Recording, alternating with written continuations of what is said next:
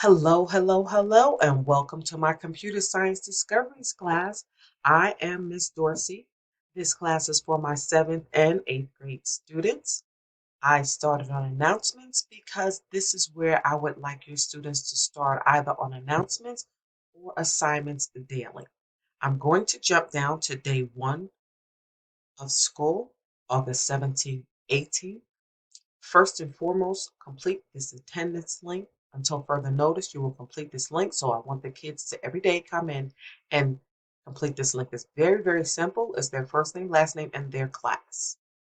Okay. Then, excuse me, as I stated before, this is where my communication is going to be either in announcements or assignments. Here is a link directly to my Zoom, and here is another link to the Zoom. If they should ask for the meeting ID is here. If they should ask for the password is here. Should not be asked if you're using these links, but if they do, you know where to find it. So now we're going to jump over to the home page. Here is where we will meet, and where all the learning and the fun comes together. So here's my computer science discovery syllabus. The students will have to make a copy of the syllabus to see it. It gives you my information about the course here. It gives you the course overview, the North Carolina standards, the resources, and so on. I'm going to take you down uh, to additional resources needed, material, so notebooks separate from other classes, pens, pencils, highlighters. Although we are in this virtual environment, I do not expect the parents to go out and buy a notebook for the students. However, if they can have probably about 20, 25 sheets of paper separate from the rest of their classes, that would be wonderful. Most of my work is done on online, and it's been like that prior to coronavirus. So let's go on back to my homepage. This here is a video about myself. I'd like you to please click on it. Take a listen. Just listen to what a little bit about me. Uh,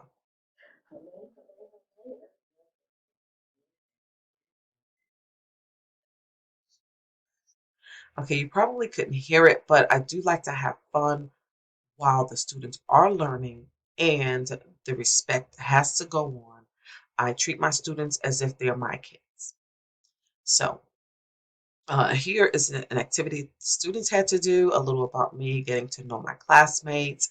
So this right here, they clicked on that. They had to ask a student that they were grouped with in the breakout room, their first and last name, where their family was from, if they weren't from Charlotte, what brought them here, how do they learn best, especially in this virtual environment, and so on. And then they had to introduce that student. Okay, we jumped back to announcements. Okay, so here I have videos for the students so that they can uh, be able to access Canvas. So it's assignments overview, not access it, but navigate. Assignment submissions, calendar, Canvas overview, and so on. This is just to help the students, and there are other videos, and they'll learn how to get to them. Okay. Live sessions, you click on the live sessions for these students. They'd have to make a copy again.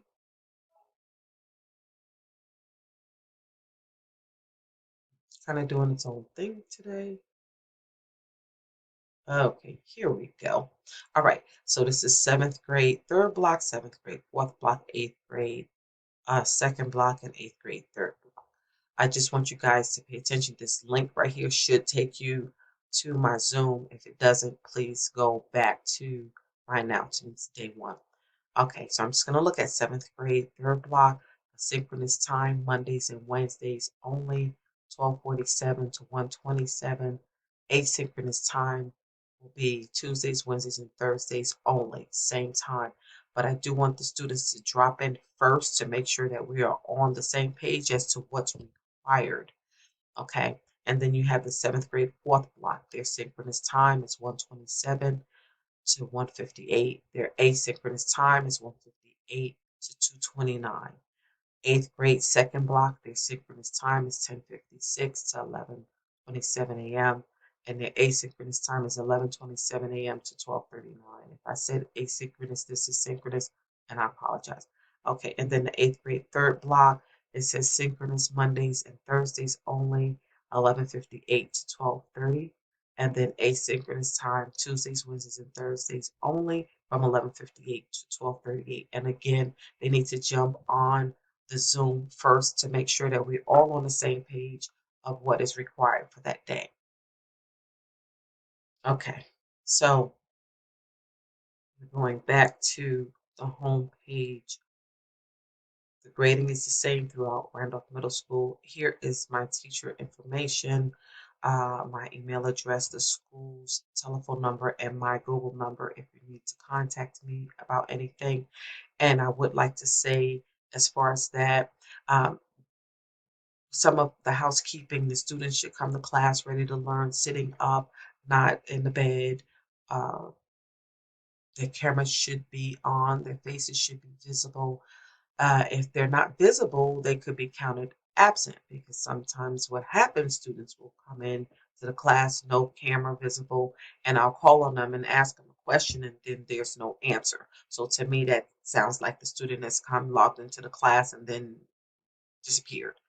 So please encourage your students to keep their cameras on. Okay, so at this point, we're entering here. And here's unit 1. And it goes day 1, day 2, day 3, and so on. We are on day 3. But let's just kind of look at lesson 1. So this is the introduction, problem solving. That's what this is going to be about with this code.org. So they're reading the overview, the purpose, the objective, and so on. And then they go to next. And here's a warm-up, a discussion question. What makes someone a good problem solver? Be ready to share 3 ideas with your group. You will have 2 minutes to complete your response and 2 minutes to respond to one of your classmates. So that is one of the things they would have to do, right? And then they go to next. This is in order for you. Activity guide. This was the aluminum boats. For the kids, they had to build an aluminum boat and put pennies in there and then decide how many pennies can be put in place into the boat before it sinks. And then they had to do a second time so that they can correct the errors that they made initially or make improvements. We won't say it's errors, we'll just say improvements. Okay, and then the next one was another problem-solving discussion question. What can help us work together and solve problems as a team? It is important that we know that we have to do things as a team.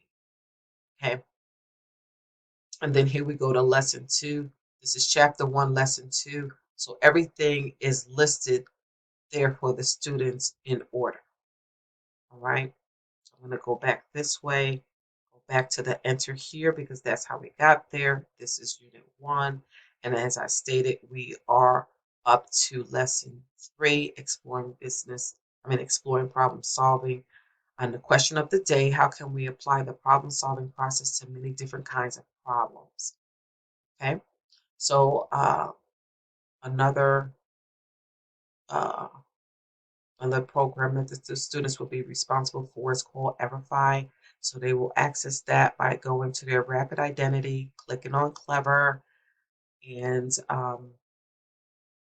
they will find Everify. Of course, mine is going to look different than theirs. I just wanted you to see the process. So here's what mine looks like. Theirs is different. Right now, they're working on Future Smart or Endeavor to complete those assignments. Okay. Another another site they'll be working in is code.org, studio.org, and here it basically has units for the students to go over. A lot of it is similar to what is in Canvas already. Um, so there's their survey that they had to take, chapter 1, problem solving, chapter 2, the process, chapter 3, exploring problem solving. Uh, I'd like to also say I want to thank you guys for coming to for listening, taking the time to actually listen to what is required for the class and what the students will be going over. Should you have any questions, please feel free to contact me via my email address, or you can call my Google number. I am good with that. Uh, thank you, thank you, thank you. Have a wonderful day.